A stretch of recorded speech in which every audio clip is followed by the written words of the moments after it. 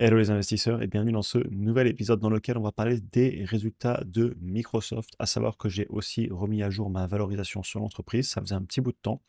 On a eu beaucoup de publications hier, Microsoft, Meta, Robinhood, Qualcomm. Demain, on aura encore Amazon et Apple notamment. Donc voilà, grosse semaine en bourse. Je traite les résultats au fur et à mesure et je voulais revenir sur Microsoft parce que je l'ai en portefeuille. L'entreprise va ouvrir bien à la hausse et ça m'a permis de remettre à jour mes chiffres, sachant que j'en parlais en plus il y a pas longtemps avec un membre du programme qui est justement positionné sur Microsoft et on faisait une analyse de l'entreprise ensemble d'un point de vue quantitatif.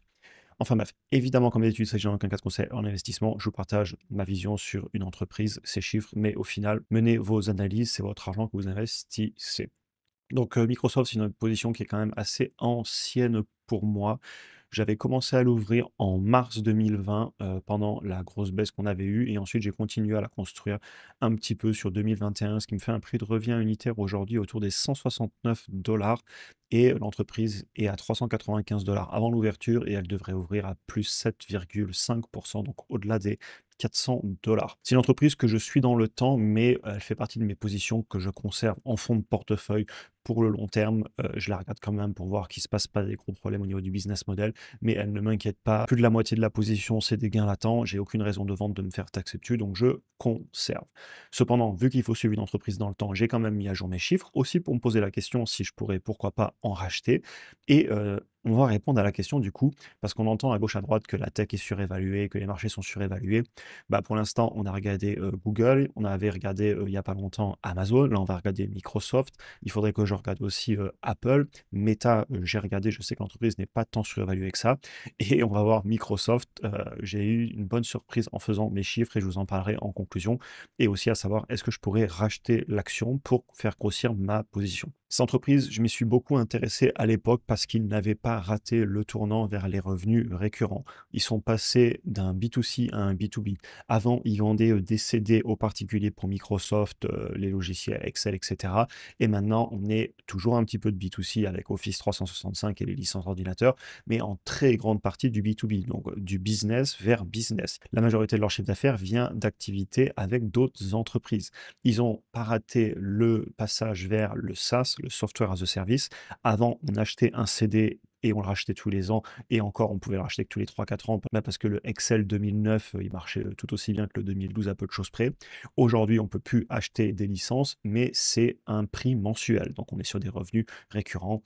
Et ils n'ont pas raté non plus le tournant du cloud, qui est en très forte croissance. Ça fait de nombreuses années qu'il est en croissance, mais on est toujours à 24% en monnaie constante, plus 24% du chiffre d'affaires sur un an et à 22%, sachant que le dollar s'est affaibli récemment, donc forcément ça les impacte un petit peu quand on rapatrie le chiffre d'affaires.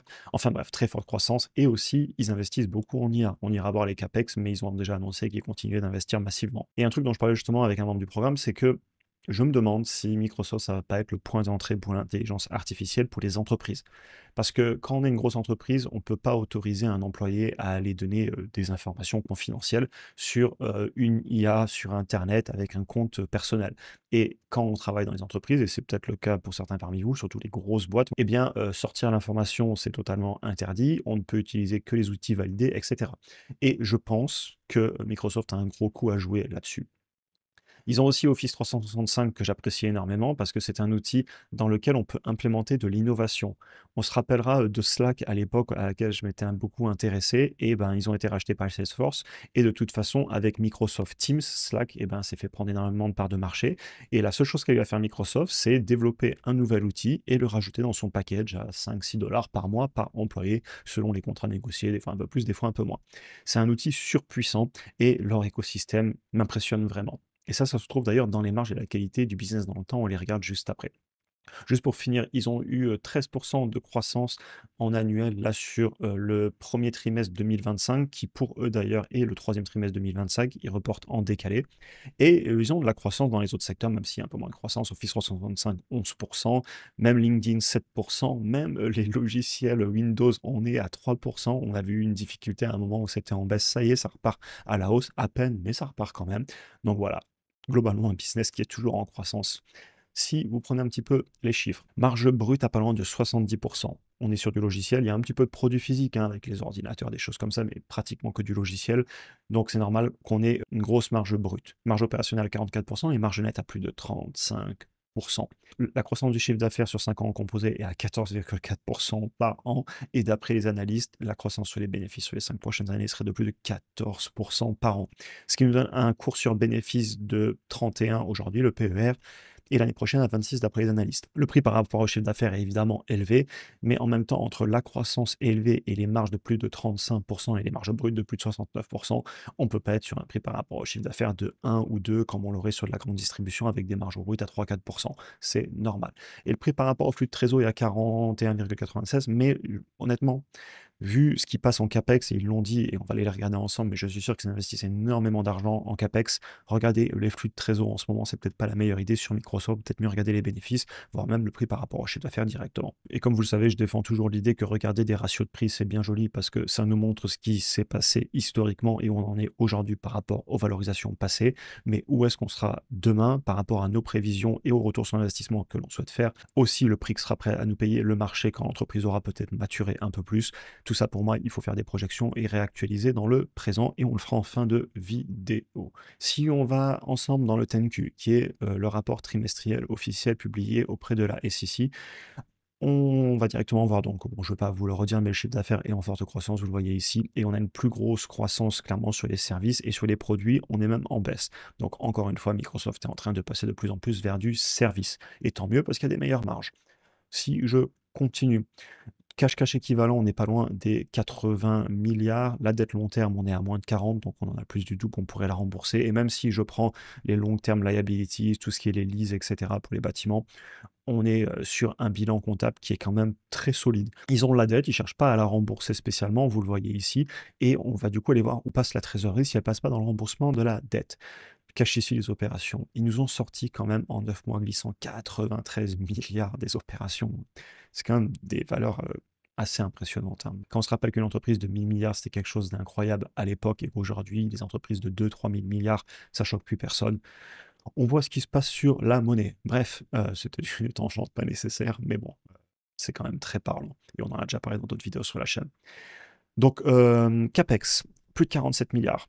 Et waouh, par rapport aux 30 milliards, regardez, on est vraiment en train d'accélérer les investissements. Et oui, parce qu'ils achètent tous les serveurs pour l'IA, aussi pour le cloud, parce que beaucoup de petites entreprises vont pas aller acheter eux-mêmes leur GPU pour faire des calculs en intelligence artificielle. Ils vont prendre de la puissance de calcul dans les clouds de Amazon, de Google et de Microsoft. Donc c'est normal que les entreprises investissent énormément là-dedans, puisque derrière, ils vont la revendre cette puissance de calcul, en plus de l'utiliser eux-mêmes dans leurs produits comme Copilot, Office 365, etc. Donc, il nous reste 93 moins 47 milliards de free cash flow. Et là-dessus, il nous passe 13 milliards en rachat d'actions et presque 18 milliards en dividendes. Donc, ils ont plus de CAPEX, donc d'investissement, que de dividendes et de rachat d'actions. Et ça, moi, ça me fait plaisir à voir parce que on pourrait se dire c'est une entreprise mature, ils vont pas réinvestir, blablabla. Ben non, parce que la croissance est toujours là, ils continuent d'investir massivement et en plus, ils nous l'augmentent le dividende et le rachat d'actions. C'est impressionnant la qualité de cette entreprise et c'est pour ça que je l'ai en portefeuille et je la conserve. Bref, on va pas passer dans tout le document, on va aller voir 2 graphiques et je vous ferai notre conclusion, 2-3 graphiques. Au niveau des marges, visuellement, pour vous montrer, hein, elles se sont bien améliorées depuis l'époque où on l'a acheté sur la chaîne en 2020 notamment. Et c'est une entreprise, je m'y étais intéressé dès 2019 quand j'avais commencé notamment mes toutes premières positions en actions individuelles avec Apple. Et avant, j'avais pas trop d'actions individuelles quand j'ai commencé la bourse à mes tout débuts et mon parcours d'investisseur tout simplement. Et vous voyez qu'on était sur des marges plutôt dans les 30%, 28-29%. Aujourd'hui, on est au-delà des 35. Et pareil, les marges brutes se sont améliorées. Évidemment, dans le temps, et vous le verrez dans mon analyse chiffrée, je ne mets pas des marges non plus de 50%, je reste raisonnable, parce que la croissance, elle n'est jamais infinie. Mais rien à dire, bravo à eux. Au niveau du dividende, ils le payent, ils l'ont augmenté de 10% par an sur les 10 dernières années en composé. Ils peuvent largement le payer avec un taux de distribution du free cash flow, donc du flux de trésorerie dispo, du cash disponible. D'ailleurs, on a tout le temps ce débat, taux de distribution, ce qu'on appelle le payout ratio. Il est bien joli, mais il est par rapport aux bénéfices. Et personnellement, je préfère vraiment le regarder par rapport à la trésor, parce que la trésor, c'est le cash disponible pour distribuer. Et si on est en flux de trésorerie disponible avec un taux de distribution à plus de 100%, eh bien le cash, il vient d'ailleurs. On dit l'actionnariat, on lève de la tête, etc. Je ne sais pas. Mais dans le cas de Microsoft, c'est pas le cas. Ils peuvent très largement le payer. Et ça, de toute façon, vous avez des ratios. Mais les ratios, ça va 5 minutes. Mais pour moi, il faut aller au-delà de ça et il faut les comprendre. Et en fait, le ratio, vous l'avez retrouvé ici directement dans les flux de trésorerie, dans les documents officiels de l'entreprise. Les ratios, c'est bien, ça aide, ça fait gagner du temps. Mais savoir aussi aller lire un document financier, je pense que c'est important. Bref, on continue.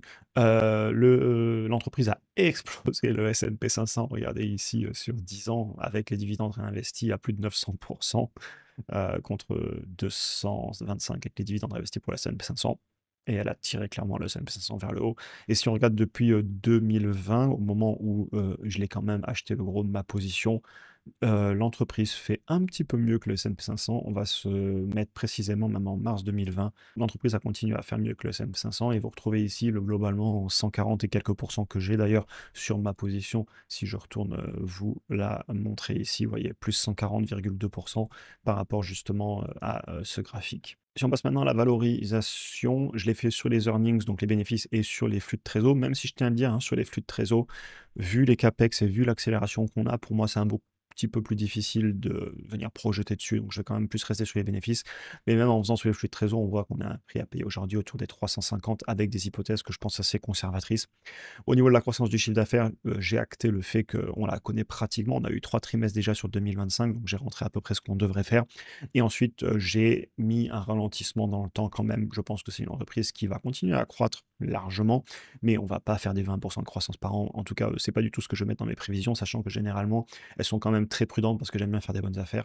Et les marges nettes, je les ai mis, sur la médiane qu'on a eu quand même sur ces dernières années. Là, je l'ai mis à 32, un peu de rachat d'actions et en rentrant le prix que je pense que le marché me payera dans le futur et en demandant au minimum 10% par an en discount rate, ça nous la met à 350, peut-être un peu plus à payer aujourd'hui pour une valorisation qui me paraîtrait raisonnable pour justement venir faire une performance d'au minimum 10% par an. Voilà un petit peu pour mes projections et je pense qu'elles sont plus conservatrices que celles des analystes. D'ailleurs, on pourrait aller les regarder. Je vous ai mis la vidéo en pause pour aller voir ce que pensent les analystes, même si encore une fois, je les regarde pas trop forcément parce qu'on sait qu'ils ont tendance à être très court terme sur un an et du coup à suivre le cours de l'action parce que c'est leur business et vu que généralement on est sur des prix cibles à un an, forcément ils se mettent pas loin du prix de l'action et ils le suivent en permanence. Bref, c'est un peu le serpent qui se mord la queue ou les moutons qui suivent le prix de l'action.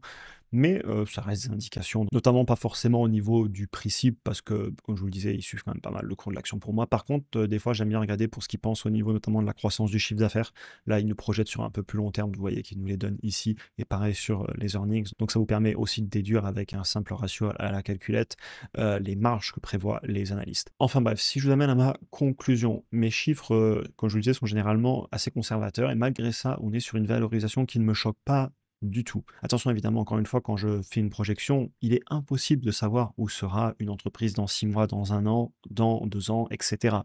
Ça dépend des conditions du marché. Est-ce que les investisseurs sont optimistes, pessimistes de ce que va faire l'entreprise, des marges futures, des croissances futures, du prix que vous payera le marché pour cette entreprise quand vous la revendrez, parce qu'il y a un moment, si on parle de retour sur investissement annuel, ça veut dire qu'on acte la vente, même si dans le futur, évidemment, on n'est pas obligé de vendre. Il y a un moment, pour avoir des chiffres, on est obligé d'acter. Et dans tous les cas, ça me donne un prix aujourd'hui qui est pas choquant d'ailleurs. On disait que j'étais à un peu plus de 350, elle est à 395 et si vous regardez, tiens, c'est intéressant, en avril, elle a touché les 360, 350. On n'est pas sur une entreprise qui est hyper chère et clairement pas une raison pour moi d'aller la vendre. Bien au contraire, je conserve, j'ai aucune raison de vendre. Évidemment, tant qu'elle continue à exécuter selon, mes chiffres, c'est-à-dire que, tous les ans, je regarde le chiffre d'affaires, ce que j'avais prévu, où on en est, les marges, où on en est pour voir qu'on suit bien dans le temps ce que j'ai prévu.